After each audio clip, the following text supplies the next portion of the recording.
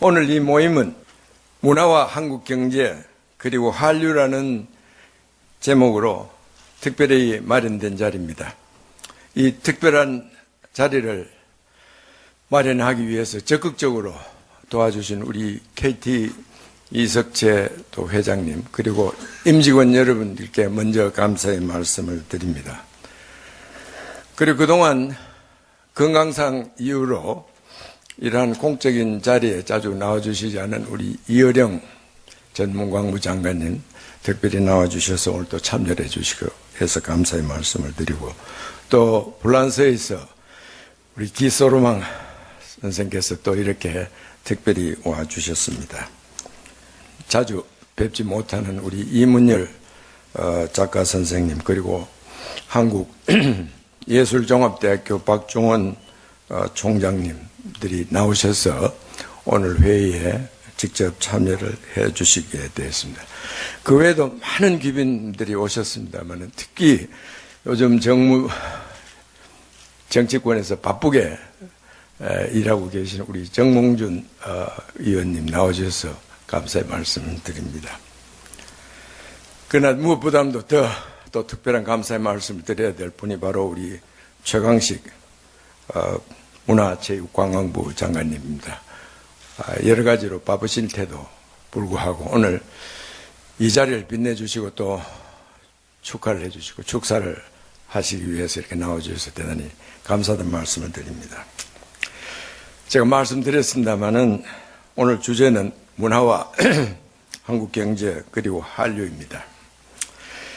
여러분 잘 아시다시피 경제는 숫자와 거리가 가깝고 문화는 숫자와 거리가 먼 것으로 모두 이해를 하고 있습니다. 그게 사실입니다. 그래서 본래 보통 경제학에서는 문화를 주어진 여건으로 생각을 하고 경제 변수에만 초점을 맞춰서 분석을 하는 것이 보통입니다. 반면에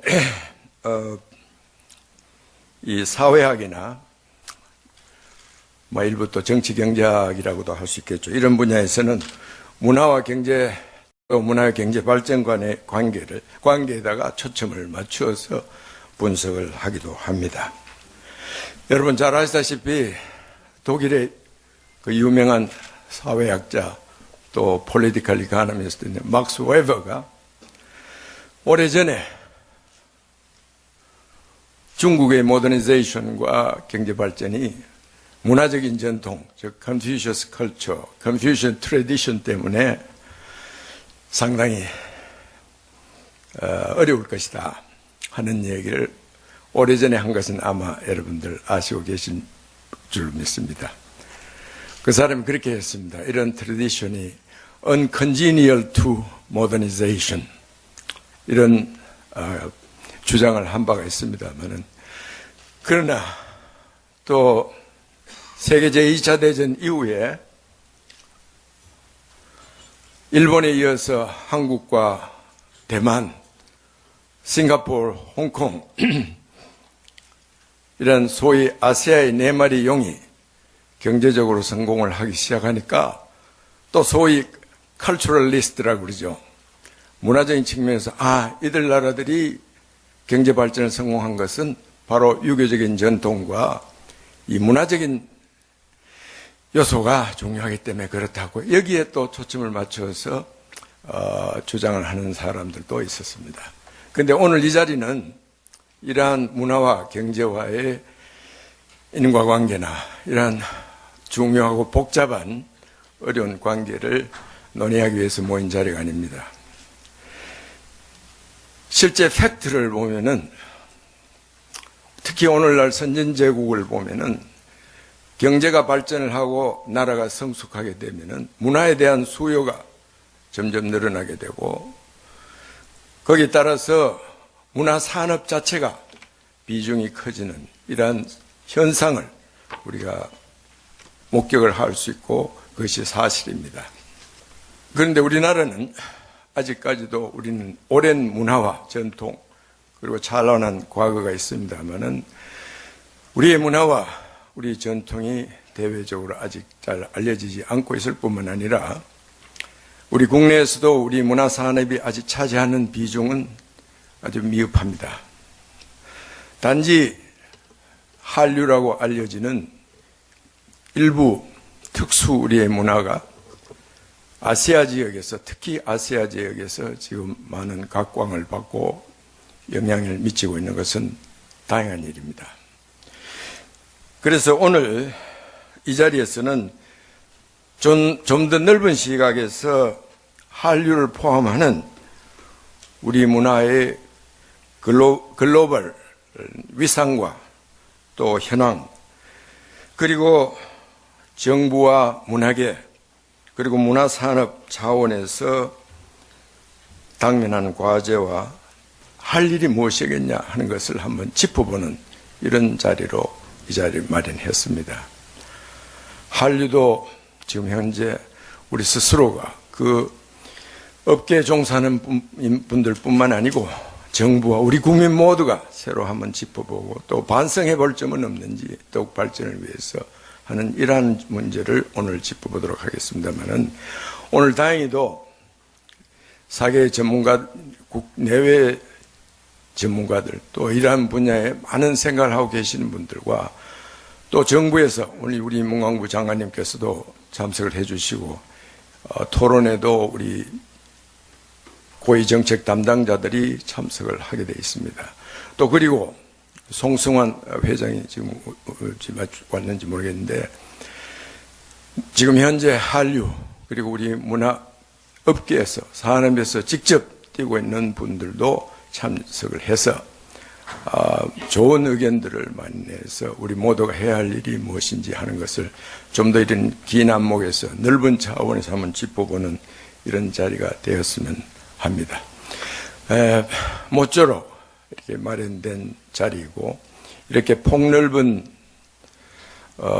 이 시각에서 논의를 할 수 있는 이런 최고의 권위자들을 다행히도 이렇게 모실 수 있어서 아주 더욱더 귀중한 자리가 되겠습니다. 여러분들 정말 참석해 주셔서 감사하다는 말씀을 한 번 더 드리겠습니다. 대단히 감사합니다. 네. 개회설을 해주신 사공일 이사장님 감사합니다. Thank you, Dr. Sagong, for your opening remarks. 자, 이제는 이번 행사에 많은 도움을 주신 KT 이석채 회장님의 환영사를 박수로 청해 듣도록 하겠습니다. 사실 그 401 이사장님께서 문화라는 폭넓은 주제와 경제에 대해서 이야기하셨습니다만 나중에 이게 범위를 좁히자고 하셨습니다. 저도 거기에 그 말씀에 따라서 제 말씀도 상당히 범위를 좁혀서 말씀하겠습니다. 오늘 존경하는 이어령, 저는 뭐 장관님보다 선생님, 영원한 선생님 아니십니까? 선생님이라고 부르는 게 맞을 것 같습니다. 또 기소로만 교수님 신문지상으로만 뵙다가 이렇게 뵈서 반갑습니다. 또 이문열 교수님, 작가님은 제가 잘 아는데 아직 안 오셨는데, 어쨌든 이분들을 비롯한 우리 시대의 지성과 석학들이 함께 하신 자리에서 환영 인사를 하게 돼서 대단히 영광입니다. 또 이 토론에 참여하시는 여러분과 또 함께 해주신 각계 귀빈 여러분, 특히 문화관광부 장관님께서 직접 참석해 주셔서 대단히 하여튼 전 영광으로 생각합니다. 무엇보다도 이 어려운 자리를 만들어주신 401 이사장님을 비롯한 세계경제연구원 여러분에게 진심으로 감사의 말씀을 드립니다. 인류 역사를 통해서 우리는 융성하는 시대, 융성하는 국가는 반드시 위대한 문화를 낳았음을 잘 알고 있습니다. 이것이 오늘 우리들의 주제를 관통하는 핵심이 아닐까 이렇게 생각합니다. 지금 우리는 사실 놀라운 사실을 눈앞에 지켜보고 있습니다. 과거에 상상도 하지 못했던 현실들입니다. 우리 한국의 수많은 젊은 아티스트들이 세계인을 열광시키고 있다는 사실입니다. 불과 10여 년 전 중국과 아시아 일각에서 불기 시작한 한국 문화 열풍은 이제 태평양과 대서양을 거침없이 오가면서 수십만, 수백만의 열광적인 반응을 이끌어내고 있습니다. 베이징과 반둥, 파리와 런던, 뉴욕과 산티아고, 그리고 테헤란과 더반에서 전 세계인들은 한국의 드라마를 보고 한국의 문화를 즐깁니다. 그들은 이 낯선 나라의 문화에서 독창성과 역동성을 발견하고 있습니다. 그들은 한국 문화의 한류라는 감동적인 고유명사를 선사했습니다. 생각해보면 한류 열기가 일어나기 시작하던 그때, 사실 그때는 우리가 IMF 사태라고 부르는 미중의 경제 위기 상황을 막 극복해내던 그런 시기와 일치합니다. 사실 대단히 절묘한 일치죠. 전쟁 이후 어떻게 보면은 가장 크게 당한 엄청난 좌절을 이겨낸 그 자부심이 우리 오늘의 한류로 이어졌다고 생각한다면 이건 제 혼자만의 감상은 아닐 거라고 생각을 합니다. 이제 문화보다도 제가 잘 아는 IT와 이 문화하고 도대체 어떤 관계가 있길라 제가 이 자리에 섰나 하는 걸 말씀드릴 때가 된 것 같습니다. 이 한국 문화가 짧은 기간 동안에 이렇게 세계인의 이목을 모을 수 있었던 것은 두말할 것도 없이 바로 한국의 IT 수준, 높은 IT 수준에 힘입었다고 저는 생각을 합니다. 최근에 K-팝을 대표하는 걸그룹 소녀시대가 작년에 이어서 올해 또 파리에서 대단한 콘서트를 가졌습니다. 그리고 프랑스에서 가장 유명한 TV 토크쇼에 출연했었습니다. 제가 놀란 것은 그 파리 공연이 SNS를 통해서 소녀시대와 그들의 음악을 아는 수많은 현지 팬들의 요청에 의해서 이루어졌다는 사실입니다. 한 1년 전쯤에는 또 다른 아이돌 그룹 빅뱅이 미국에서 한 번의 마케팅 활동도 없이 빌보드 차트에 진입한 사실도 우리는 알고 있습니다. 이 또한 뉴욕인들의 SNS를 통해서 빅뱅 음악을 알았고 빌보드 차트에 올려놓았던 것입니다. 또 어제 아침 뉴스에 의하면은 한국 여성의 화장법과 요리법이 유튜브를 통해서 순식간에 전 세계로 퍼져나가고 있다는 사실을 저희는 보도를 통해서 알아들었습니다. 이 모든 것들은 국경도 없고 관세도 없고 물류비용도 들지 않으면서 문화를 포함한 각종 컨텐츠를 세계인이 즐길 수 있는 스마트 시대가 도래했기 때문에 가능해졌습니다. IT 기술과 통신 네트워크가 융합해서 여는 스마트 시대는 점점 더 빠른 스피드로 그리고 마치 실제 상황과 같이 각종 컨텐츠를 전 세계인들이 제공받을 수 있게 할 것입니다. 물론 이 서비스는 24시간 연중 무휴로 이루어집니다. 문화의 창조와 확산을 위해서 통신과 IT 산업이 수행하는 역할은 사실 이제부터가 시작입니다. 컨텐츠와 각종 소프트웨어를 포함한 수많은, 저는 이걸 버추얼 굿즈라고 얘기합니다. 분명히 굿즈인데 만져지지는 않습니다. 이걸 가상재화라고 우리 쪽에서 얘기를 할 수 있겠죠. 이 버추얼 굿즈의 생산과 유통이 전 세계적으로 폭발하면서 인류 문화의 새 장을 열 뿐만 아니라 세계 경제에 새로운 성장의 원동력도 창출할 수 있다고 저는 믿습니다. 그 과정에서 물론 새로운 일자리가 창출이 되고 무엇보다도 우리의 삶의 내용이 풍요로워질 수 있을 것입니다. 또 이런 문화가 확대되면서 사실은 한국의 상품과 서비스의 가치가 더욱 더 올라갈 겁니다. 지난 200여 년 동안 지속되었던 산업혁명 시대는 가상재화가 아닌 피지컬 굿즈, 즉 실물재화가 세상을 바꿨습니다. 앞으로는 스마트 시대가 제공하는 가상재화들이 세상을 바꿀 것으로 저는 믿습니다.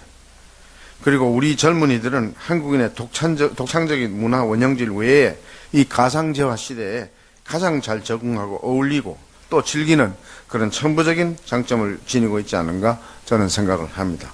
아무튼 저는 이 스마트 시대의 주인공인 가상재화들이 보다 많이 만들어지고 유통돼서 우리 젊은이들에게 꿈을 주고 또 문화산업에도 새로운 동력을 제공하는 제가 밑거름을 하는 역할을 충실히 해보겠습니다.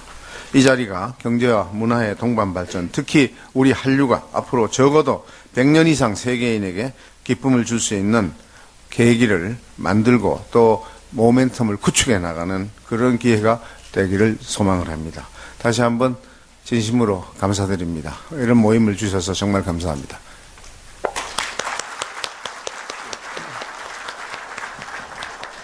감사합니다. 이석채 회장님. IT와 문화에 대한 새로운 퍼스펙티브를 공유해 주신 것 같은데요. 정말 잘 들었습니다. 자, 이번에는 아주 특별한 연사를 모시겠습니다. 바쁘신 일정에도 불구하고 특별히 이 자리에서 축사를 해주시기 위해서 문화체육관광부 최광식 장관님께서 이 자리에 우리와 함께 하셨습니다. 자, 그럼 문화체육관광부 최광식 장관님을 박수로 모시겠습니다. May I call upon Minister Che to the podium with a round of big applause. 네, 오늘 세계경제연구원 세미나 행사를 개최한 것을 진심으로 축하드립니다. 문화와 한국경제 그리고 한류에 대해서 귀한 말씀을 듣는 이 자리에 초청해 주신 401 이사장님, 남정현 원장님 그리고 이석채 회장님께도 감사의 말씀을 드립니다. 또한 오늘 기조연설을 해주실 이어령 고문님, 저는 고문님이라고 저의 멘토이시기 때문에 이어령 고문님이라고 소칭을 합니다. 기소르만 교수님, 제가 국립중앙박물관장을 할 때 G20 정상회의를 리셉션과 디너를 국립박물관에서 할 때 결정적인 역할을 해주신 분이 기소르만 교수님이십니다. 그리고 이런 시간 같이 자리해 주신 토론자 선생님과 내외기빈 여러분께 감사의 말씀 드립니다. 사실 세계경제연구원의 세미나에 문화부 장관이 이렇게 온 건 처음으로 알고 있습니다. 경제부처 장관님이 오셔야 되는데 이것이 큰 저는 의미가 있다 이렇게 생각합니다. 문화와 경제와의 관계에 대해서 많은 분들이 말씀을 하겠지만 제가 2달 전에 대통령님을 모시고 사우디아라비아에 간 적이 있습니다. 거기서 놀라운 사실을 알았습니다. 작년에 처음으로 현대자동차가 일본의 자동차를 제치고 판매량이 처음으로 일본을 능가했다고 합니다. 그래서 제가 물어봤습니다. 그 능가한 이유가 뭐냐 그랬더니 드라마였다고 이렇게 얘기를 했습니다. 사우디에서는 지금 주몽이 86%의 시청률을 보이고 있습니다. 따라서 한제냐 일제냐 할 때 서슴없이 한국제를 이제 선택한다는. 그렇기 때문에 한류는 그 드라마나 K-팝 그 자체 문화산업도 중요하지만 그것이 국가 브랜드 소위 코리아 디스카운트를 코리아 프리미엄으로 바꾸고 있는 이것이 가장 중요하다. 그래서 오늘 아마 문화와 한국경제 그리고 한류 이렇게 주제도 401 이사장님께서 정했고 또 문화부 장관이 이 자리에 오게 된 이유가 아닌가 그렇게 생각합니다. 그리고 당연히 한류는 문화체육관광부 장관으로서 가장 관심을 갖고 있고 제가 올해 장관이 하나씩 브랜드를 하라고 해서 저는 한류 장관을 지금 자처하고 있습니다. 이 한류는 문화만이 아니고 스포츠 한류, 관광 한류, 우리 이창 관광사장도 나오시고 우리가 작년에 관광객이 외래 관광객이 980만 명이 왔습니다. 작년에 일본은 800만이 왔습니다. 재작년에는 880만. 처음으로 재작년에 우리가 일본에 온 외국인 관광객 숫자보다 한국에 온 외국인 관광객 숫자가 또 수월했습니다. 그 이유는 한류입니다. 100만 명이 한류 관광객입니다. 그 일본을 제친 가장 중요한 변수가 한류입니다. 그렇기 때문에 한류는 단순히 문화 현상으로만이 아니라 한국의 브랜드를 높이는 그런 입장에서 우리가 바라봐야 됩니다. 한류가 처음 시작된 건 사실 1997년 중국에서 CCTV에서 사랑이 뭐길래가 이제 방영이 됐습니다. 그때 1억 명이 봤습니다. 97년에. 98년에 또 했고 99년에 또 방영이 됐습니다. 10억 명이 봤다고 합니다. 물론 그중에 3번 다 본 사람도 있고 하니까 반 정도가 봤다. 중국에 13억 중에. 그때 처음으로 99년 청년보 5월에 제가 그때 북경대 교환 교수로 가 있었습니다만은 청년보에 처음으로 한류라는 말이 등장했습니다. 한국의 대중문화가 중국에 영향을 미친다는 그런 면에서 한류라는 말을 사용을 했습니다. 그러다가 2002년에 이제 겨울 연가가 방영됐고 2003년에 NHK에서 겨울 소나타로 방영이 됐고 2004년에도 방영이 됐습니다. 그러면서 한류가 이제 일본으로 갔고 그다음에 이제 대장금이 이제 방영이 되고 동남아시아로 중앙아시아로 또 중동으로 갔습니다. 이때를 우리가 드라마를 중심으로 한류 1.0이라고 합니다. 그런데 이 드라마는 아시아를 넘지 못했습니다. 터키까지 갔습니다. 근데 우리가 K-팝을 주목하는 것은 K-팝은 파리에서, 런던에서, 뉴욕에서, 중남미로 아시아의 벽을 넘었습니다. 그래서 우리는 이것을 한류 2.0이다. 이렇게 얘기를 하고 있는 것입니다. 근데 이제 우리는 이런 드라마나 K-팝뿐만 아니라 이 대중문화뿐만 아니라 전통문화 내지는 순수 문화예술 이것을 모두 소위 우리가 흔히 하는 얘기로 K-팝에서 K-컬처로 이것을 앞으로 우리가 열어야 된다고 생각하고 이것을 우리는 한류 3.0이다 이렇게 부르고 있습니다. 저희 문화체육관광부에서는 이 한류 3.0 지속 성장할 수 있는 이런 한류 3.0이 되도록 기반을 마련하는데 노력을 하려고 합니다.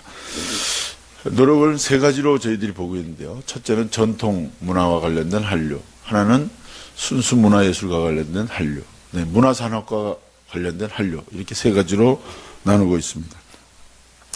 사실 어떤 분들은 K-팝을 보면서 저게 한국을 대표할 수 있는 문화인가 이렇게 회의를 하는 분들이 많습니다.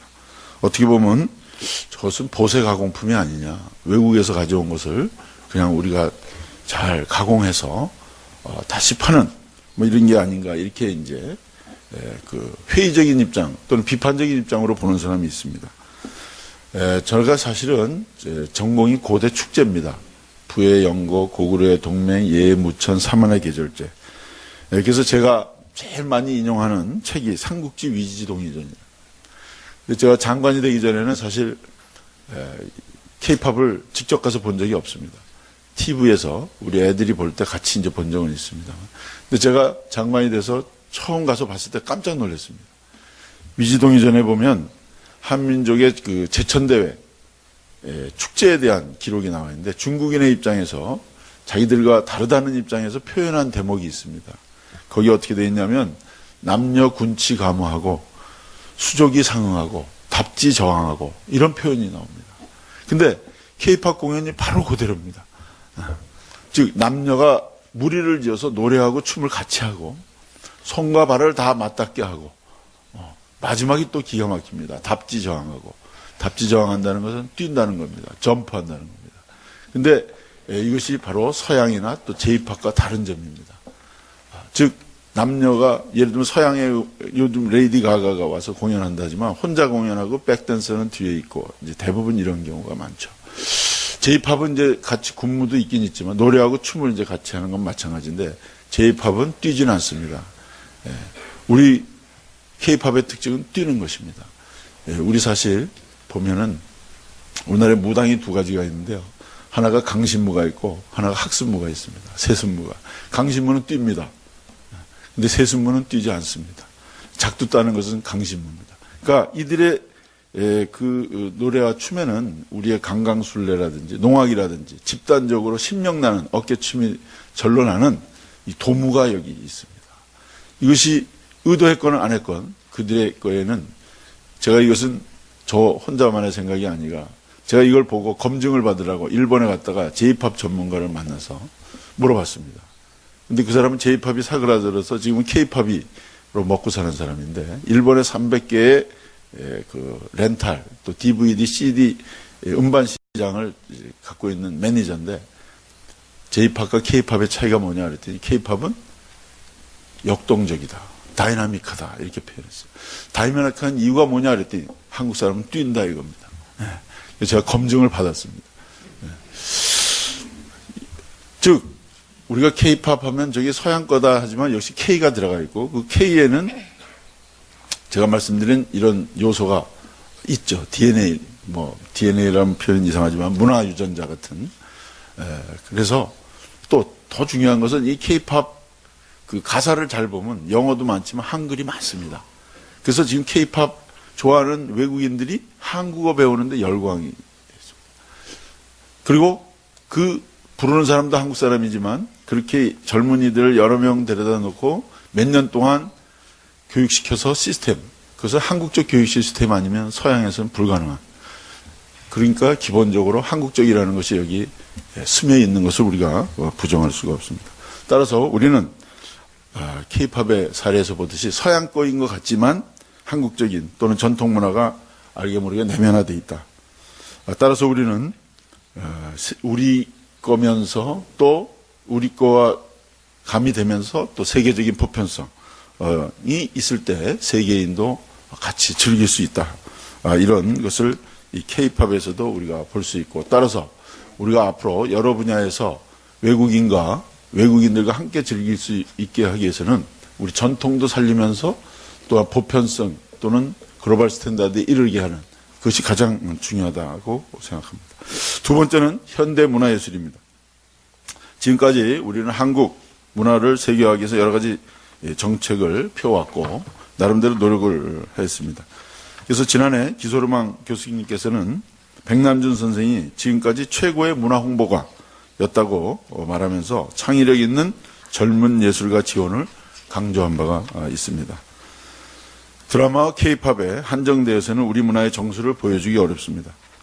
드라마와 가요가 우리의 일상을 보여준다면 문화예술은 우리의 미의식, 감성, 사고체계를 보여줄 수 있습니다. 지난해 미국에서 출간된 소설 엄마를 부탁해 성공은 세계인들이 우리 문화예술에 공감할 수 있음을 보여주는 사례라고 할 수 있습니다.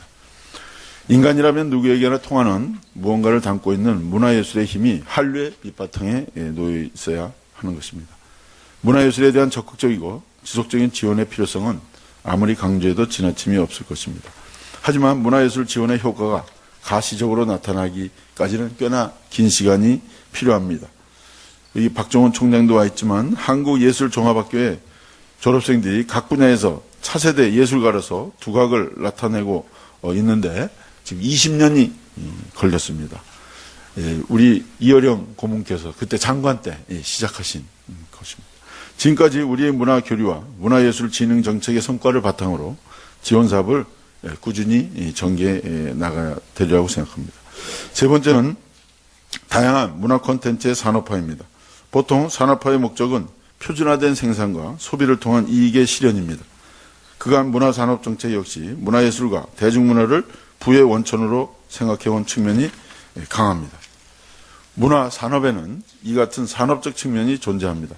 하지만 문화를 매개로 하기 때문에 일반적인 산업과는 다른 측면이 있습니다.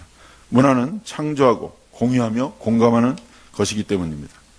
이호령 장관께서 디지로그의 대표적인 성공 사례로 말씀하시는 아이폰의 창조적 상상력의 결과입니다. 우리 문화가 창의력, 상상력과 결합되어 새로운 무엇을 만들어내기까지는 많은 난관이 있을 것입니다. 저희 문화부에서는 민간이 역량을 잘 발휘할 수 있도록 환경을 조성하고 민간이 하기 어려운 일을 도와주는 코디네이터의 역할을 하고자 합니다. 문화예술은 여러 사람에게 감동을 줍니다. 감동은 미래 사회를 경제적으로나 문화적으로 풍요롭게 해주는 요소입니다. 세계의 여러 사람들이 한국의 전통문화, 문화예술을 보고 듣고 즐기면서 느끼는 감동이 바로 공감이라고 할 수 있습니다. 한류문화 진흥을 통해 우리가 추구하는 것은 우리 문화를 통해 세계인과 공감하는 것입니다. 공감은 일방적인 느낌의 전달이 아니라 상호 문화 교류를 통해서만 가능합니다.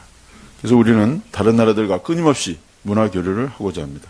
우리 문화를 그들이 즐기듯이 그들의 문화를 우리도 즐기는 쌍방향 교류를 하려고 합니다. 요즘 반한류, 혐한류가 등장하고 있습니다. 상호 문화 존중의 입장에서 우리가 직접 하지 못하게 접근한 일이 있으면 풀어 나가야 할 것입니다. 이 문제 해결의 실마리는 물론 문화 교류, 상호 문화에 대한 존중이라고 할 수 있습니다. 모든 일이 그러하듯이 정성을 다하면 통합니다. 문화 교류에도 정성을 다하면 세계인과 공존하고 상생하는 문화를 만들어 나갈 수 있을 것입니다. 한류 문화를 세계에 더 많은 사람들이 즐기는 일, 이것이 우리가 꿈꾸는 한류 3.0입니다. 이를 위해서 필요한 것은 우리 스스로가 한국 문화를 잘 알고 즐기는 일, 외국 사람들이 한류를 즐기듯이 우리도 다른 문화를 관람하고 체험하는 것일 겁니다. 아울러 문화관광부가 다른 부처, 민간 영역과 함께 공동으로 노력하는 것도 필요하다고 생각합니다. 다시 한번 오늘 세미나에서 기조연설을 해주실 이어령 고문님, 기소로망 교수님, 그리고 발제자 선생님과 참석하신 내기빈 여러분께 감사 말씀드립니다. 이번 세미나 준비를 위해서 노고를 아끼지 않으신 세계경제연구원 관계자 여러분께도 격려의 말씀을 드립니다. 감사합니다. 감사합니다. IG 행사에 처음으로 참석해주신 최광식 장관님께 다시 한번 감사드리겠습니다. 이어서 기조연설을 해주실 두 분을 모시도록 하겠습니다. 오늘 회의 주제와 관련한 기조연설을 해주실 분들은 너무나 유명하신 분들이기 때문에 사실상 별도의 소개가 필요 없을 것으로 생각됩니다. 기조연설을 해주실 이어령 선생님을 모시겠습니다. 이 자리에 쓴 것을 무한한 영광으로 생각하고 또 이런 모임, 문화와 경제가 한 자리에서 토론되는 것은 제가 알고 있는 한 아주 드문 일이면서도 큰 그 역사의 전환점을 보여주는 것입니다. 그러나 불행하게도 오늘 이 주최자이신 사공희 선생님, 그리고 이석재 선생님, 최광식 그 장관님, 너무나 훌륭하신 사회를 해주시고 또 이 축사를 해주셨기 때문에 제가 주제를 할 얘기를 다 해주셨습니다, 이분들이. 그래서 대단히 난처하고 난 뭘 얘기해야 되겠냐. 정말 참 한류와 문화라고 하는 건 이제 전문가가 없구나. 전문가보다도 더 행정가나 또는 흔히 말하는 CEO들, 경제학자들이 문화를 전문하고 그걸 살아온 사람들보다 훨씬 더 많은 지식과 새로움을 갖고 있구나 하는 느낌을 받습니다. 그렇기 때문에 제 이 페이퍼, 이게 한국말로만 된 것 같은데 여기 있는 걸 제대로 따르질 않고 또 이 글로벌 네트워크라고 하는데 그런 추상적인 얘기를 하려고 제가 여기 온 게 아니고 정말 경제와 문화는 만날 수 있는 것인가. 오늘 한류라고 하는 것은 경제적 효과, 즉 시장적 가치하고 비시장적 가치에 대해서 시장적 가치만 얘기하지 비시장적 가치를 말하지 않는 한 그건 문화 아니다. 여러분들도 여기 제 하는 게 아주 이상한 이 책 아마 읽으신 분들 별로 없을 거예요. 이제는 아웃 오브 모드가 됐기 때문에 여기에 무네라 풀벨리스라고 하는 얘기가 나옵니다. 이것은 처음으로 문화와 경제가 만나는, 그리고 영국에서 산업주의가 막 꽃피었을 때 모든 사람이 경제, 산업에 도취해 있을 때 라스킨만이 혼자서 그게 아니라고 말합니다. 그때 쓴 글이 바로 이겁니다. 한 줌의 티끌을 보내는 것이죠. 이 죽은 사자에게 떠도는 망령에게 부가 무슨 필요가 있겠습니까? 경제가 뭐가 필요하겠습니까? 그때는 한 줌의 티끌을 덮어주는 한 수부가 그랬죠. 이제 이 배가 난팔당해가지고 그 유명한 그 전설에 나오는 뭐 문화, 철학 다 한 사람이죠. 그 보잘것없이 한 해안가에 떠도는 망령으로 있었을 때 수부 하나, 그 해안가에 그 어부 하나가 모래를 던져줘서 그의 정신을 위로해 줍니다. 고전 경제학파들이 한참 얘기했던 그 당시에 부라는 개념이 뭐냐?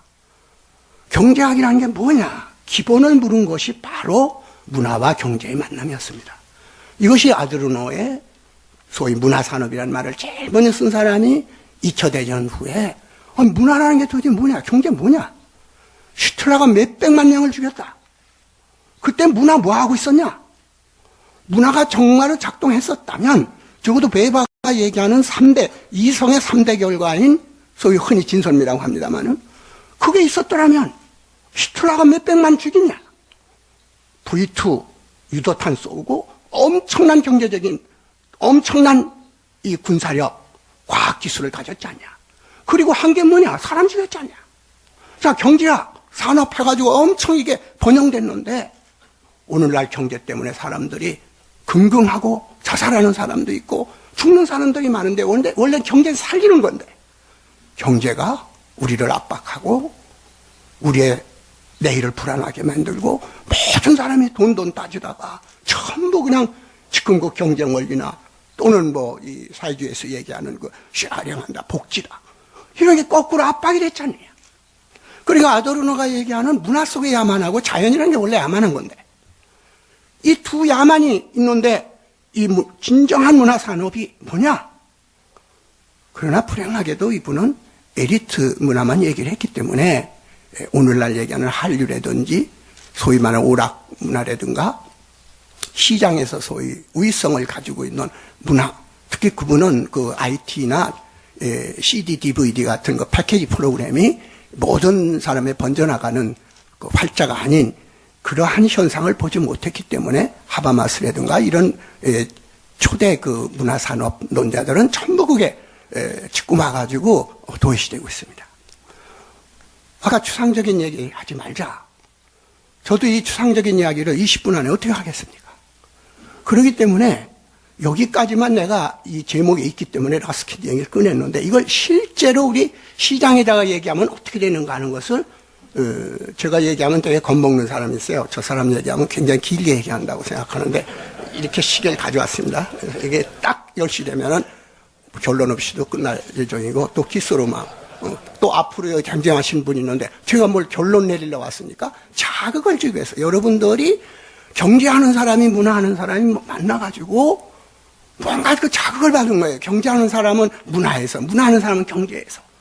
어떻게 여러분들을 자극할 것인가? 어떻게 움직이게 할 것인가? 어떻게 토론을 열띠게 할 것인가? 그러한 열정을 줄 그 힘밖엔 저에겐 아무것도 없는 것이죠. 가령 예를 들어서 여러분들이 문화 자꾸 이렇게 뭐 한류 이렇게들 얘기하지만 자, 이 방에서 한류가 있습니까? 이 방에 한국 문화 있습니까? 없죠. 아무것도 없죠. 여러분들 마시는 저 플라스틱 파톨, 저 형태 하나도 우리 항아리를 닮았습니까? 도자기를 닮았습니까? 저길 보시죠. 저 도망가는 이 엑시트 이 사인이 있습니다. 여러분들 잘 먹겠어요. 저 그린이라고 하는 건 서양에서만 패싱, 세이프티 이 얘기지. 동양에서는 청색깔입니다. 일단 청색 신호라고 그러잖아요. 근데 서양은 전부 그린이에요. 그린 카드, 초록색이에요. 벌써 컬러의 컬처가 있었을 때 서양에서는 그린인데 우리는 블루예요. 근데 서양에서는 블루는 아주 나쁜 겁니다. 블루만데이라든지. 하려고 피곤하고 말이죠. 오죽하면 에포크 블루예요. 피카소의 에포크 블루는 노동자들. 비난한, 가난합니다. 저 초록색이에요. 저건 누가 디자인하냐? 일본 사람이 디자인 공모전에 된 사람의 ISO예요. 저게 문화예요. 일본 사람은 아이콘을 잘 그립니다. 이 동양 삼국에서 제일 아이콘을 잘 그리는 게 문장 문화입니다. 문장. 중국도 한국도 문장은 유럽하고 일본에서 소위 말하는 봉건제를 했었을 때 티피컬한 무사들의 봉건제, 기사. 그랬을 때 전쟁할 때 깃발 들고 다니기 때문에 아이콘이 필요했던 건데 그 아이콘의 전통이 에도시대 때부터 어느 나라보다도 이 문장 문화가 발달했습니다. 그렇기 때문에 그런 세계적인 공부원들은 일본 것이 됐는데 미국은 아직도 저거 안 쓰고 엑시트라고 그냥 문자 씁니다. 어느 의미에서는 참 영상시대에 가장 낡은 것이 생활문화 이런 것이다. 엑시트라고 씁니다. 근데 잘 보세요. 저거 남자거든요. 역시 이게 역시 일본 사람이 만들었어요. 그 여자들은 불나면 다 죽어요? 전부 남자예요. 그리고 저렇게 한번 띄워보세요. 띄워지나? 안 띄워져요. 아, 문화라고 하는 건 항상 현실이 아니구나. 상징이라고 하는 건 현실과 관계없구나. 아이콘이 있어, 아이콘. 아이콘이구나. 그러니까 그 우리 실생활하고 상관없는 거야. 그런데 가장 실생활에서 생사의 문제를 다루는 건 저 아이콘이고 저 그래픽은 바로 우리가 지금 한류나 뭐니 얘기하는 디자인, 그래픽, 사람에게 이렇게 빨리 이렇게 눈에 뜨는 시각 효과. 오늘 실제 얘기 있으면 우리가 뉴질랜드가 어떻게 해서 문화산업으로 참 뉴질랜드를 이렇게 벤치마킹 하면 재밌습니다. 국영철도인 철도의 기차보다 추록이 빠르니까 국영철도가 안 되니까 추록은 철도보다 기차보다도 빨리 달리면 안 된다 하는 법률을 만드는 나라입니다. 그게 지금 세계에서 가장 각광받는 나라로 바뀌었습니다. 그리고 여러분들 아는 지금 최첨단한 게 할리우드가 아니고 웰우드라고 그러는데 웰링턴. 거기에 소위 말하는 웨타. 그 특유한 그 지방 동물 이름입니다. 곤충 이름입니다. 그 이를테면 뉴질랜드, 그걸 좀 뉴질랜드 웨이브라는 말을 쓰지 않고서도 전 세계에 지금 아무것도 없었던 그 나라에 이 몇몇 영화 감독들, 피터 잭슨, 이런 사람들의 개인의 힘으로 그러니까 투자자들이 모이고 국가 가치를 보여주는 역시 문화는 개인이 하는 것이에요. 개인이. 시스템이 못한단 말이죠. 그렇게 해가지고 우리가 얘기하는 웨타, 아바타 같은 것을 만들어내는 그러한 산업이 엄청난 고용 효과를 가져오고, 적어도 아바타 하나 그리거나 뭐 했을 때는 지금도 한 35개국에 3천여 명의 아주 그 크리에이티브한 사람들이 이 뉴질랜드에 모이고, 웰링턴에 모이고 있습니다. 그러니까 거기서 영화나 활용의 붐이 불고 있죠. 이렇게 따져가면은 그 나라의 문화가 어떻게 산업하고 연결됐느냐 하는 실제적인 이야기가 아니라 지금 경제가 불안하지 않다면 그 얘기 하자는 거예요. 지금 미국발 됐던 금융 위기가 말이죠. 그러한 것들이 자본주의 자체에서 흔들리고 있다. 자본주의 시장이라는 게 뭐냐?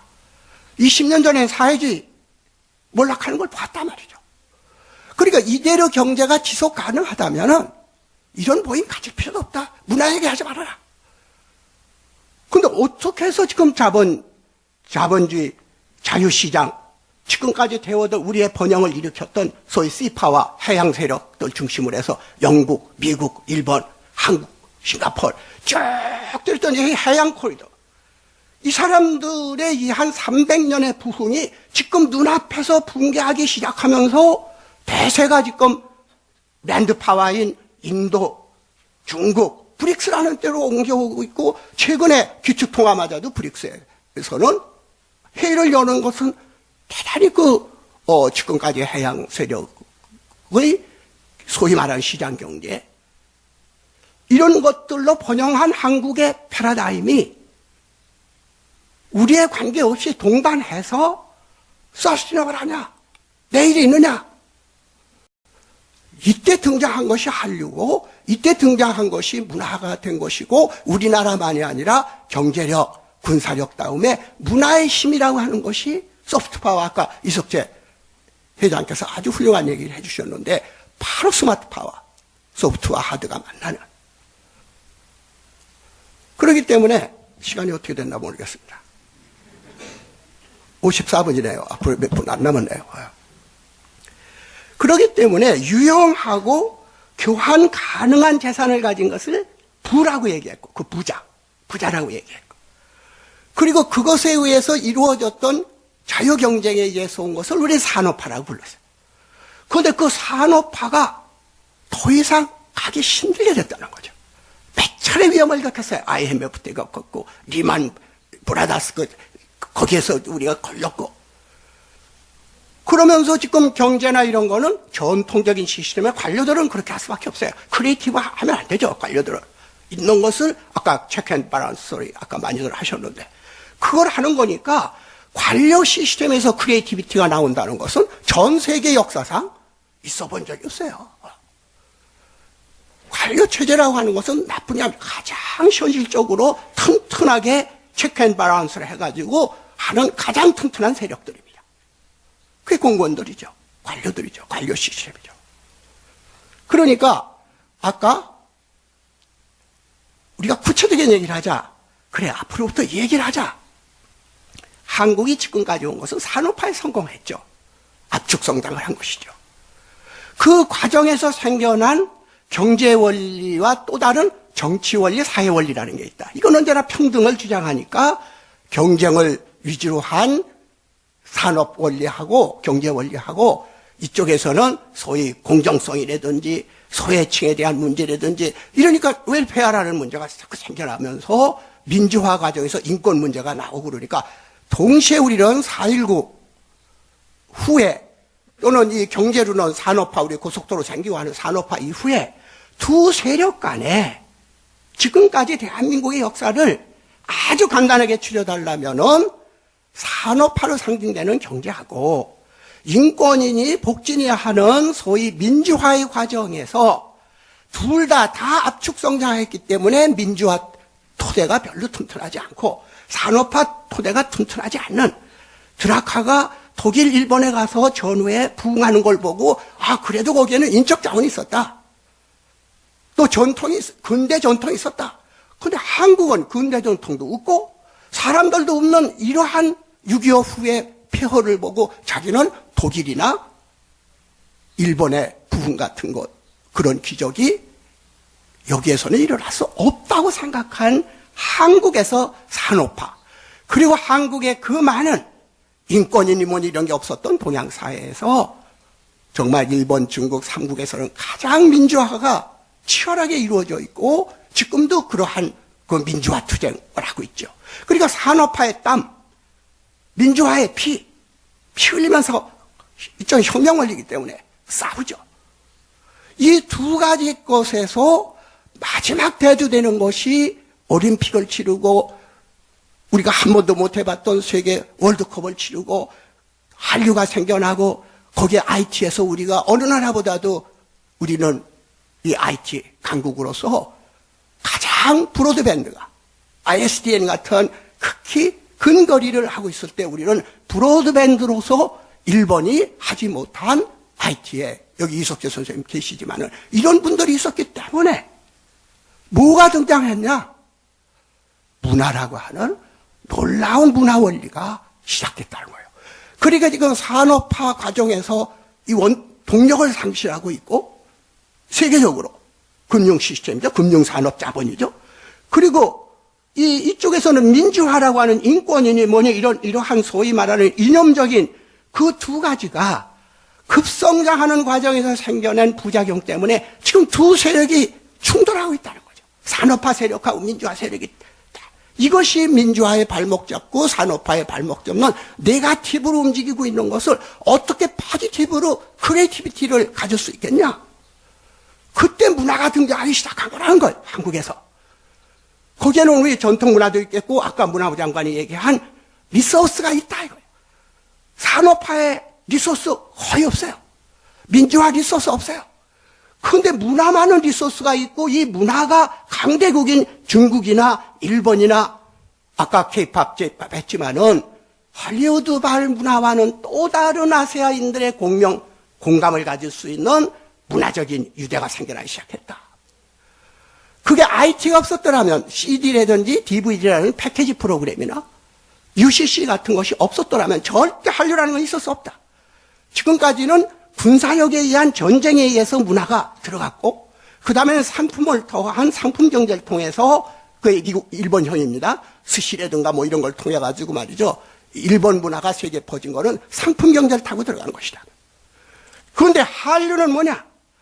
세계 역사상 거의 보기 드물게 최초로 IT라고 하는 인류가 경험해보지 못한 뉴미디어를 통해서 문화가 전파되는 최초의 예가 한류다. 어떻게 작은 나라가 뒷골목에서 치던 사물놀이 같은 게. 그러나 그것이 한류대에서 왔건 어디서 왔건 한국 발신이 전 세계에 퍼질 수 있는 것은 군사력, 경제력만이 아닌 정보력, 소통력, 이것이 한류의 하나의 흐름을 코리안 웨이브를 가져왔다. 그러니까 한류를 모델로 하는 것은 한 나라의 문화가 어떻게 지금 경제에 이바지하느냐가 아니라 소비자의 디맨드가 바뀌어진, 즉 오늘날 자본시장에서 디맨드 자체가 바뀌었다는 거죠. 그러니까 경제학에서 얘기하는 디맨드 앤드 서프라이라는 것이 디맨드가 없으면 생산, 유통, 소비에 이 시장을 연결하는 가장 큰 것이 소비자의 욕망입니다. 그런데 소비자는 소비자의 욕망이 뭔지를 몰라요. 예를 들면서 아주 쉬운 얘기 들읍시다. 우리 한류라고 했을 때 우리는 라면입니다. 예를 들어서.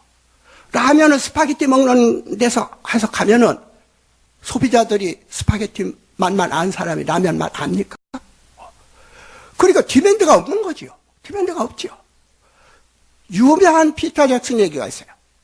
오늘날의 소비자는 소비를 모른다 이거예요. 내가 뭘 원하는지, 인생에서 뭘 갖고 싶은지 모른다는 거예요. 시장에서 만들어준 거, 광고한 거. 그러니까 한 사람 한 사람이 내가 살려고 사는 건데 그 사는 게 위한 요구가 뭔지를 모르게 됐다는 거예요. 전 세계 인류들이. 사랑하고 노래하고 감동하고 하는 디맨드를 잊어버렸다는 거예요. 그러니까 흔히 남이 뭘 입으니까 유행 쫓아가죠. 한류라고 하는 유자가 그게 유행인데, 웨이브인데, 그거 사라지는 거예요. 그렇게 되니까 이 디맨드 자체가 지금 왜 내가 이 얘기를 하냐면 이런 걸 지적한 것이 바로 앞에서 얘기한 라스킨이 최초로 얘기를 던진 것이죠. 이 사람의 경제라는 것은 사람의 생을 지탱하는 힘, 사람의 생을 지탱하는 힘, 이 가치, 그게 부고 그게 경제학이야 되어야 하는데 사람을 죽이는 경제학, 사람을 죽이는 시장, 생이 없는, 영혼이 없는 시장은 누굴 위한 것이냐? 소비자가 디맨드를 모르는데 광범위하게 지금 새로운 소비자들이 탄생하는데 그게 문화적 욕망이라는 거죠. 사랑하고 싶고 살았다고 외치고 싶고 외로우니까 뭔가 감동을 받고 싶고 요즘 젊은 애들이 감동 먹었다고 합니다. 우린 밥 먹기도 어려운데 얘들은 감동 먹었다고 해요. 감동 안 먹으면 얘 죽어요. 이런 대중들이 디맨드가 확실하게 지금 바뀌기 시작했다는 거예요. 문화적 욕망이. 그러니까 지금까지 경제시장에서 말하는 디맨드, 판매량을 가지고 디맨드라고 하는 그 자체가 무너지니까 문화가 뭔지를 알아야 되겠다. 그래서 보머리라든지 이런 사람들이 코스트, 가령 똑같은 교양학단인데 말이죠. 지금도 교양학단은 수는 똑같습니다. 코스트병이라고 그러죠. 코스트가 다를 수가 없어요.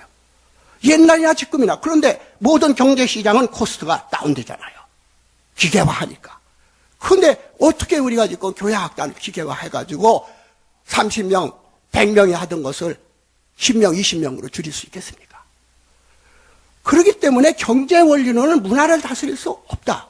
문화 원리로는 경제를 할 수 없다. 그것이 지금 합쳐지려고 하는 새로운 트렌드가 생겨나는데 경제하는 사람은 문화 원리 모르고 문화하는 사람은 경제 원리 몰랐는데 실제로 현실에서는 한류 같은 것이 일시적인 유행인 줄 알았는데 그것이 K-팝, C-팝, J-팝 그리고 일본에서도 무라카미 하루키 같은 그렇게 반일적인데도 젊은 애들이 무라카미 하루키를 한국 작가보다도 많이 읽는 나와요. 중국도 개방되면서 그렇게 된다. 그렇게 되니까 서양 위주로 생각했던 문화 수용, 약 100년 내지 200년 가까운 문화하면은 서양을 것으로 생각해 왔던 그 문화들이 사라진 게 아니라 굴절돼서 변형되는 과정에서 할리우드의 입맛하고 다른 디맨드들이 생겨났을 때 한류가 일어났으니까 그 디맨드가 뭐냐? 그게 세계화된다면 아까 얘기한 라스킨이 얘기하는 소비자들이 이제 자기 디맨드를 주장하기 시작했다는 거죠. 상품 광고라든가 단순한 수요에 조작된 버블 아닌 것을 원하기 시작하는 대중들이 막 일어나기 시작했다는 거죠. 이걸 직시하고 적어도 10년 앞을 내다볼 수 있는 경제정책과 문화정책을 세우려면 결론이 산업화되어서 성공한 한국, 그러나 산업화가 맡겨서 거꾸로 산업화의 실패 직전에 있는 어려움, 민주화로서 많은 희망을 줬지만 민주화가 되면서 또한 생겨나는 여러 가지 문제점들, 그걸 통합할 수 있는 원리가 정치 원리와 경제 원리를 떠난 문화 원리가 이 두 개를 통합할 수 있는 능력이 있느냐 없느냐, 그 가능성이 보이기 시작한 것이 문화 원리다. 적어도 이 월드컵 때의 1000만 이상이 빨간 샤츠가 시장 가치로 얼마 벌었느냐를 따지는 사람, 그때 얼마만큼 요식업이 잘 됐느냐고 따지는 사람 없습니다.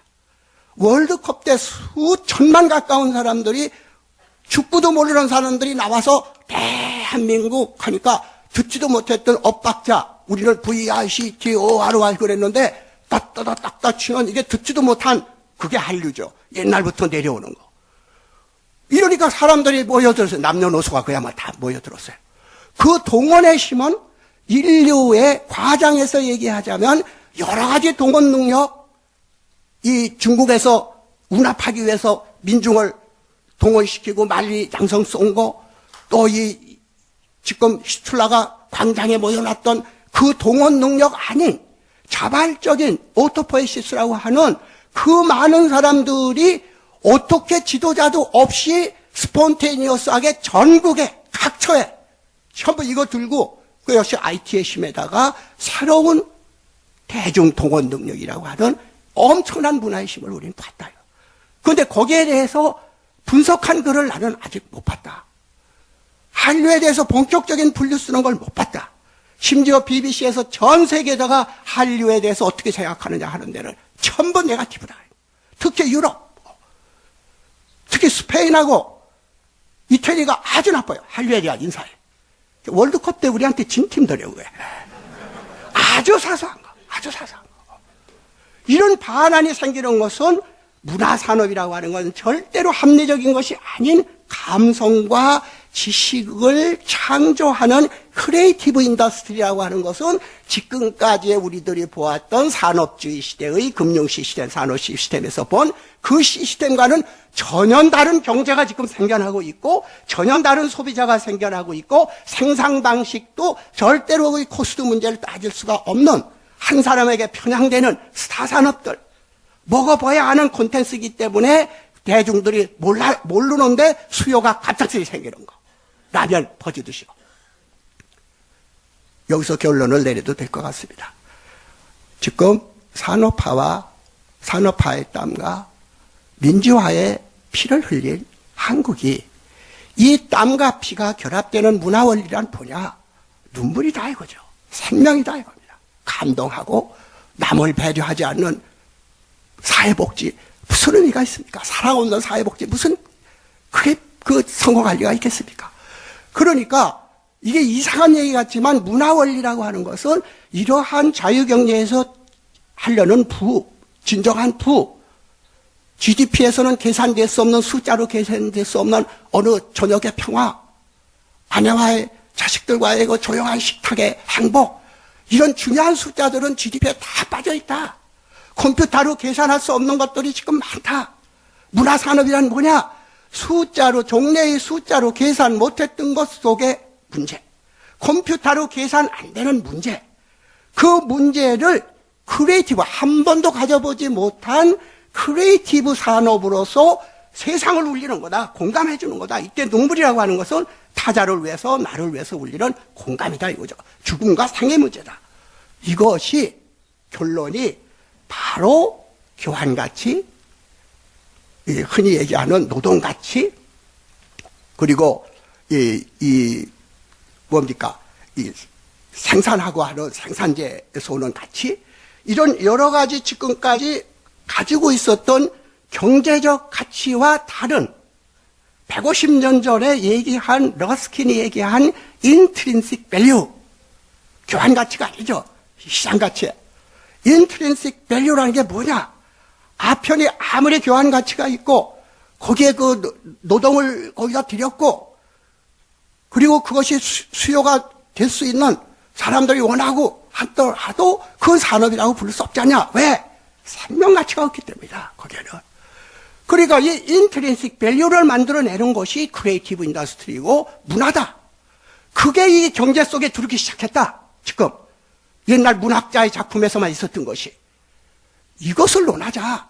이렇게 되고 한류건 요즘 일어나고 있는 모든 문화산업이 그 150년 전에 이상주의로 몰렸던, 그리고 사회주의로 몰리거나 이상주의로 낭만파로 몰렸던 양극으로 갈려졌던 한 줌의 티끌이 우리를 영혼을 덮어주는 그 경제, 생애 경제, 우리나라의 살림살이. 우리의 경제는 살림살인데 생이 2개나 들어있어요. 살려놓고 살아요. 그러니까 경제학자들이 살림살이라는 말로만 바꿔도 우리 경제 좋아진다 이거죠. 살리는 게 경제지. 살림살이. 그게 우리 경영이고 이 세계 아니냐.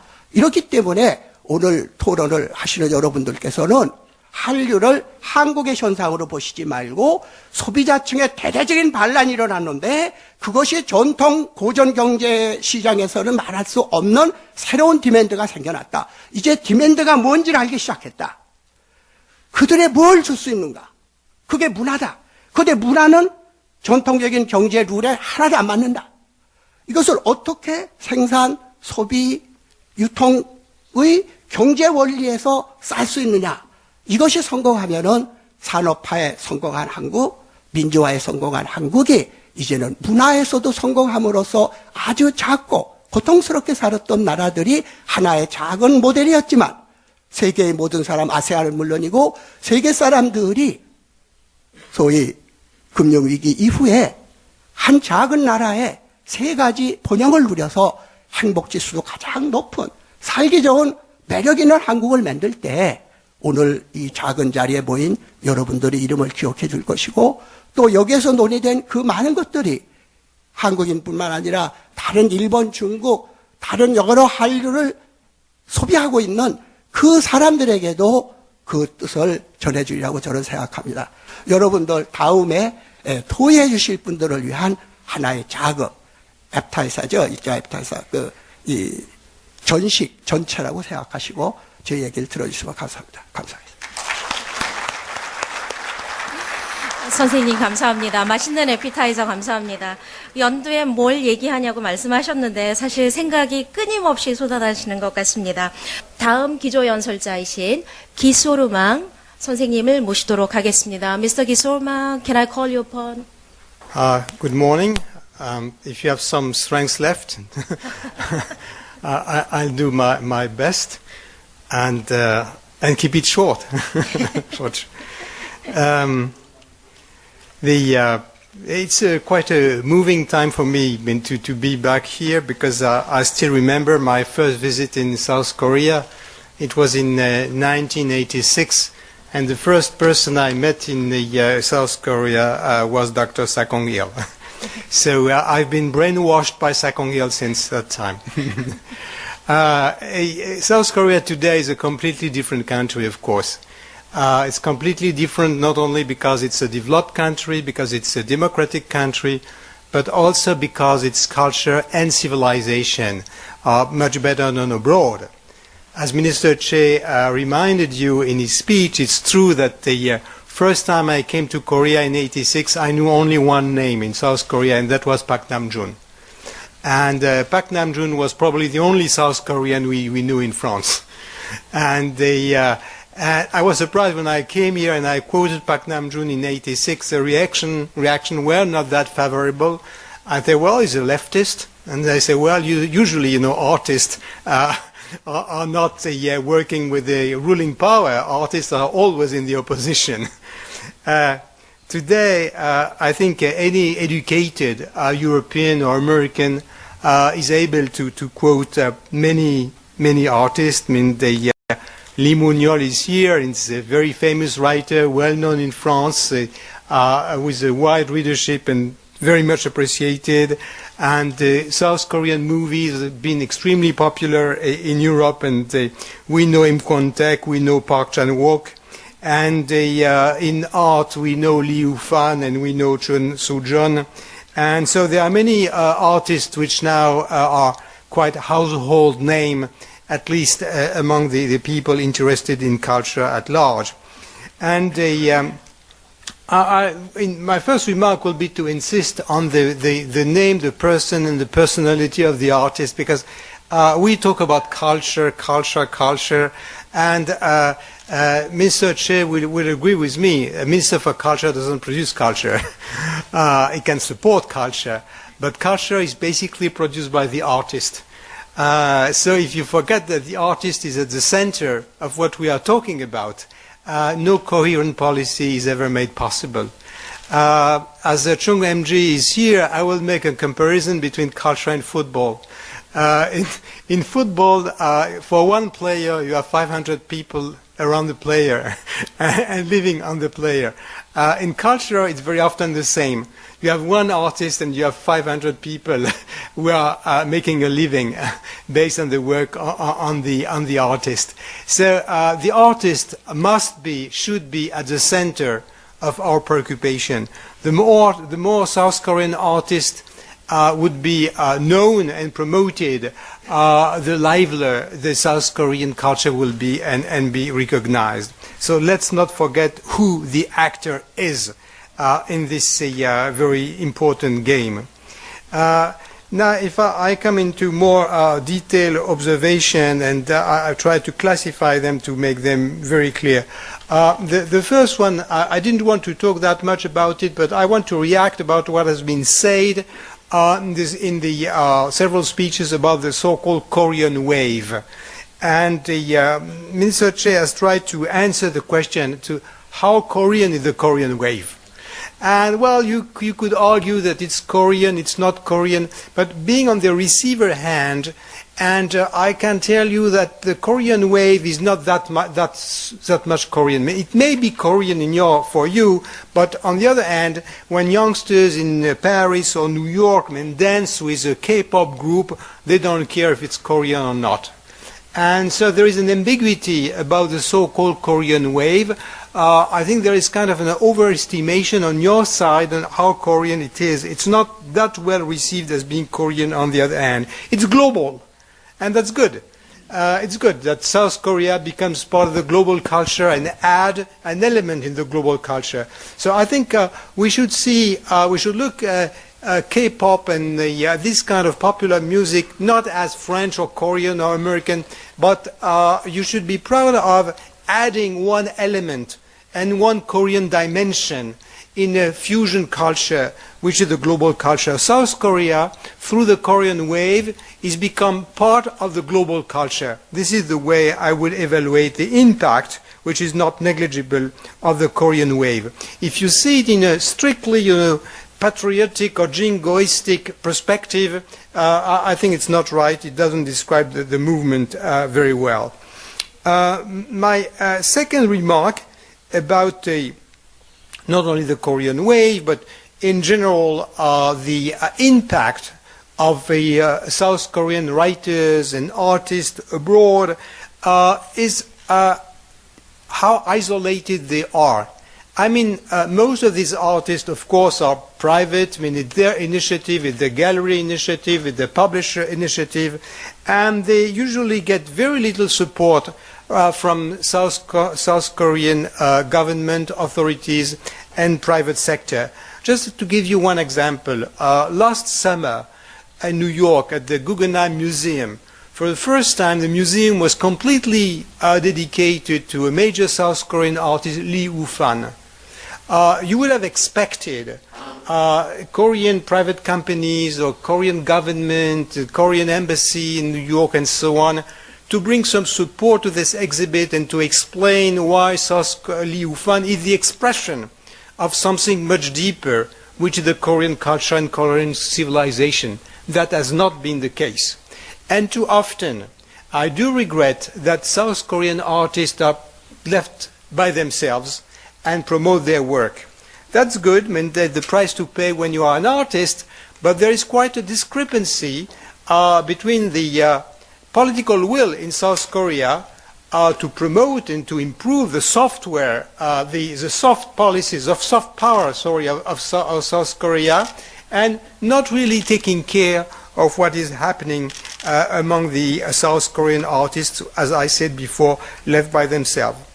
My third observation, and I say that very often in columns I wrote here for Korean newspapers or in conversation and conferences, I've always been struck by the fact that the South Korean leading companies have been so good at promoting their trademark, Samsung, LG, and so on, and Hyundai, so good at promoting their trademark, so good at becoming in less than 20 years global brands that everyone recognizes all over the world. And simultaneously, they have been able to completely erase the fact that they are South Korean companies. Last year, I was giving a talk at Ulsan at Hyundai Heavy Industry, and I said to the workers at Hyundai that the polls show in France, but it's true in other countries, that the French consumers, when they buy a Hyundai car, for example, don't buy a Hyundai ship, but they buy a Hyundai car, or when they buy a Samsung telephone, 80% of them have no clue about the origin of the car or the telephone. And if they are asked, usually they would say that it's made in Japan. And so I talked about this with the marketing representative of these companies in France, and they say, well, that's okay. If they think it's made in Japan, it's better for us, because Japan is such a strong brand, and South Korea is still a weak brand. So the Chaebol have a deliberate marketing strategy, which is to ignore their South Korean roots. Probably this will disappear, but we are still in a kind of an intermediate stage where South Korea is better and better known, a lot through its products and through its artists, but not yet still recognized as a global brand. My fourth observation is about, sorry, I'm an outsider, so I'll be a bit critical of the government policy. If you don't mind, we'll still be friends? Good. From the receiver end, the South Korean cultural policy doesn't strike me as very strong or as very coherent. And I give you an example. South Korea has no logo. And they always, debate what should be the logo for South Korea. France had the Eiffel Tower, and the United States had the Statue of Liberty, and so on. What should the logo be? Well, you can go without a logo, of course. But the worst is to have several logos in conflict, and which is the case in South Korea. Because on one side you have the morning calm, which comes from Rabindranath Tagore poetry. On the other side you have dynamic Korea. And when you, just an experience, when you arrive at the Incheon airport, what is written? Somewhere it's written, welcome to the country of the morning calm. Sometimes it's written, welcome to dynamic Korea. And sometimes it says, hi Seoul. So you wonder where you are. So I think you need to make a choice, and to make a coherent choice. And this choice has not been made, and conflicting choices is worse than no choice at all. I will now, because much has been said, and it's a topic this morning about the relationship between economic and culture. Well, very shortly, I just will remind what the economic benefits of a dynamic culture are. By the way, I make a distinction between civilization and culture. Civilization is eternal. Culture is something which is dynamic. So the promotion of civilization is one thing. The promotion of culture is a different thing. Okay? I think the distinction is important in the case of Korea because you have two Koreas. And when you talk about civilization, you talk about the civilization of both Korea, which something becomes a bit complicated on the receiver end.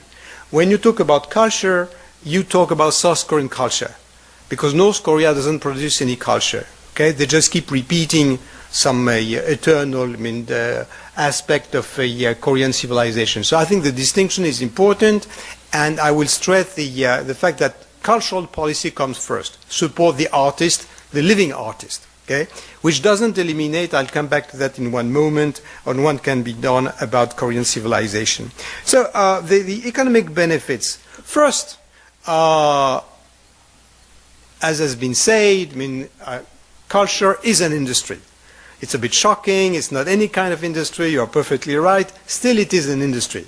It has been evaluated that in South Korea, this industry, cultural industries, including movies, cartoon and all that, this represents approximately 500,000 jobs.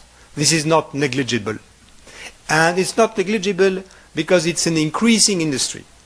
And if you compare to other countries like Western Europe or United States, this means that in a time where industrial jobs are under constraint because of the competition, because of higher productivity, which restrict the number of workers you need to produce the same number of units, culture is a promising market for future jobs. So this is a growing industry. Like tourism, which is connected with culture, is a growing industry. And one of the problems in South Korea is by being so successful at the industrialization of the country, the other part of the economy, services, tourism, culture, all that, a bit marginal. and considered by many young people in South Korea as marginal jobs, not real jobs. The real job is still in the industry. So it's important to shift the mindset of the people in South Korea and to say, look, tourism is a real industry. Culture is a real industry. And there are jobs for you there in the future, and there will be more and more. So, I think this is part of a larger debate about the future of South Korean economy. South Korean economy has a future, knowing that everything which is related to service will be on the increase, and because of productivity gain, the number of jobs in the industry at most will be stagnant. So that's the first reason why culture is directly related to the economy and to the creation of jobs. Second benefit, I've repeated that so often in South Korea that I'm a bit ashamed to tell it once more. Culture brings added value to what you produce. I think I came with this notion of cultural added value nearly 20 years ago when writing about South Korea. I always give this, and sorry for those who already heard me 10 times on this, I always say that when you buy a French perfume, you are ready to pay a high price because it's French. Okay, you buy a high price for a German car because it's German. I mean, there is an added value in a German car or in a French perfume or wine, which is based on the idea you have about the culture of these countries. And I often, sorry, if I buy a South Korean car, it's not because I dream about South Korea. It's because the price is right. So, to summarize, the more you dream about culture and civilization, you can price at a higher price, so you can increase the value and the desire of the consumer for what is made in South Korea. This begins to be the case, for example, in the telephone industry. But the telephone industry is still an exception. In most of the cases, the competitive edge of the South Korean industry is not linked to the South Korean culture because of the relative weakness of South Korea as a cultural brand. And the third benefits, economic benefits, so maybe diplomatic benefit or strategic benefits of a strong cultural policy is what we call soft power. To be heard in the global world is extremely important for a country like South Korea because you are under permanent threat. And if you want to be heard and respected, you better have a strong brand. You better have friends all over the world to support your cause. And I must say, not because Dr. Il Sakong is here, because I would say it anyway, that the success of the G20 in Seoul has been extremely important to increase South Korea as a brand, to make South Korea respected, and so that many people around the world would be more friendly, more committed to the security and safety of South Korea. So soft power for a country like yours, it's not a negligible asset. For the three reasons, creation of jobs, added cultural value, and safety through soft power, an active cultural policy is absolutely fundamental. How do you go to there from here? There is an Irish proverb, somebody is asking, how do I go to such and such village? And the answer is, you can't go there from here. In South Korea, you can go there from here. I've written down, 4 recommendations. The French, they like to have numbers, 1, 2, 3, 4. And first, I used to say that you are sitting on a mine gold. The mine gold, or 2 mine golds. 2 gold mines. The first is the Korean civilization, and second is Korean culture. What do I mean by that? Korean civilization is a gold mine. This gold mine can be seen at the National Museum. I went several times under the guidance of Minister Che at the National Museum, and I was simultaneously full of admiration and extremely disappointed that this museum wouldn't be better known abroad. I mean, this museum is unique. It's a jewel. I mean, there is no country in Asia which has a museum like that, where you can understand the whole civilization from the beginning until today. And this is a gold mine which needs, Mr. Che, to be more exploited. We had many conversations about that. I mean, how come that you have two Buddhas with the crossed legs, right? One is shown to the public, the other is not. The Buddha which is not shown to the public should be touring the world permanently. Should be today at the Louvre, it should be tomorrow at the Metropolitan Museum, it be after tomorrow at the Hermitage in St. Petersburg, and so on. I deeply regret that I've never seen one article in a French or an American magazine about the National Museum. I very often say to foreign friends coming to Asia or to South Korea, the museum in itself is a reason good enough to come to Seoul and spend a day there, and you'll discover an unknown civilization. The Korean civilization is in Europe, in the West in general, is still a hidden secret. People don't know, they are not aware that there is still a great civilization which they don't know and which they could discover in this museum. Second asset that you have and that you don't promote sufficiently, it's not cultural in the strict sense, but it's it comes to my mind because of what you said in your speech. I mean, South Korea is a success story. It's one of the very rare success stories after World War II. The combination of democratization and economic development and cultural progress, it's unique, and it's not promoted as such. I think you should send speakers and academics and writers and everybody abroad and say that it is possible to combine the best of the three worlds. I mean, the culture, development, and freedom. It is possible. South Korea did it. And it's important to promote this combination of values right now because you have other models, like the Beijing models and the Chinese advocating, no, you can have development, but culture is something else, and democratization we'll see in a century from now. And the South Korea is in a position to say you can combine both, and it works. And this is the second asset which should be better promoted.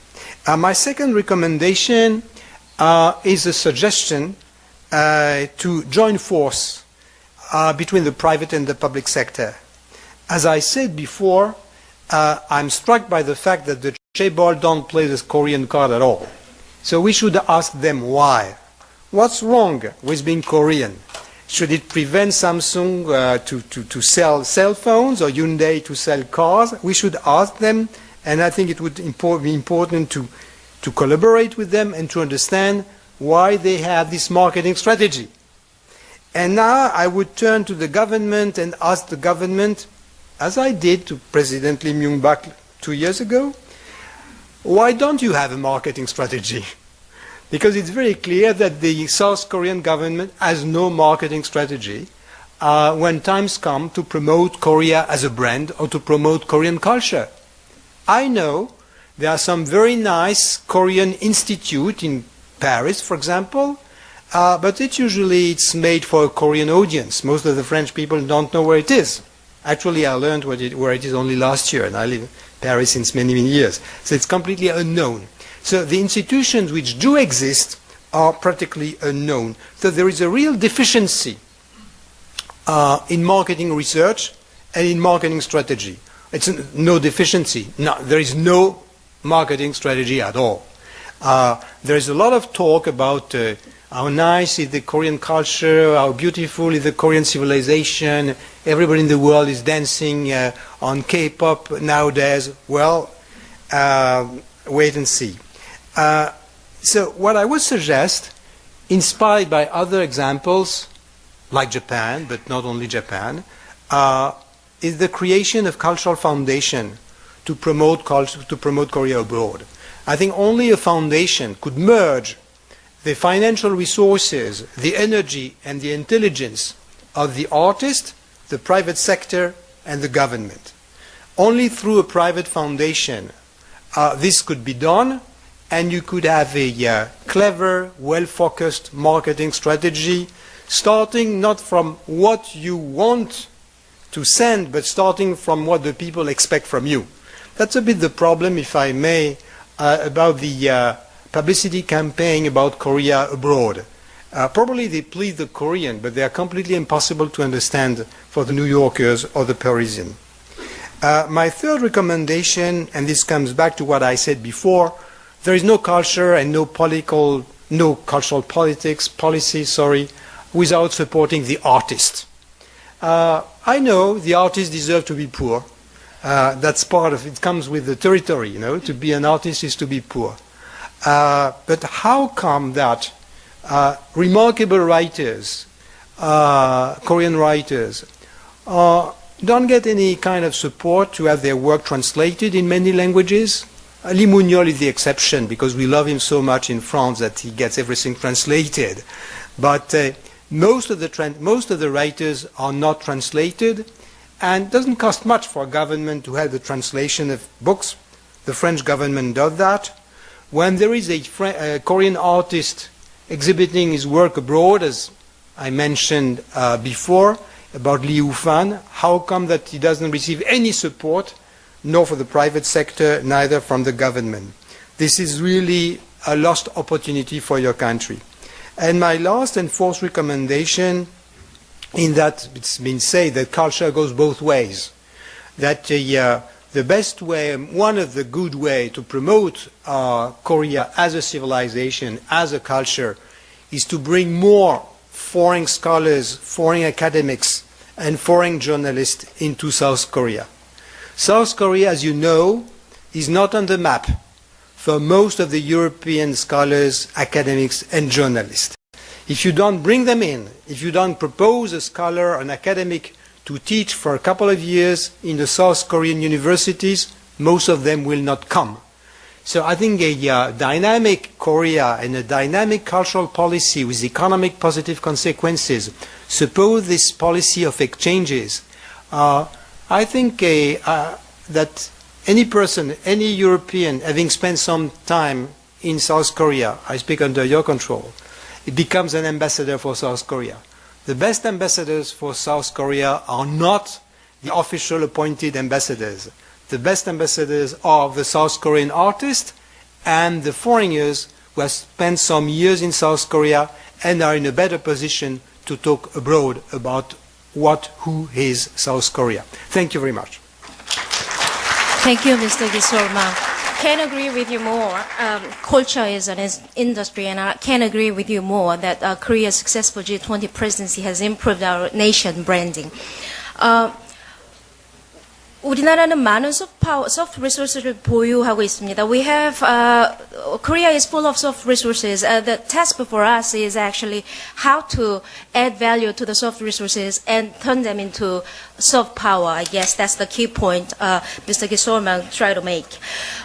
이것으로 기조연설을 마치고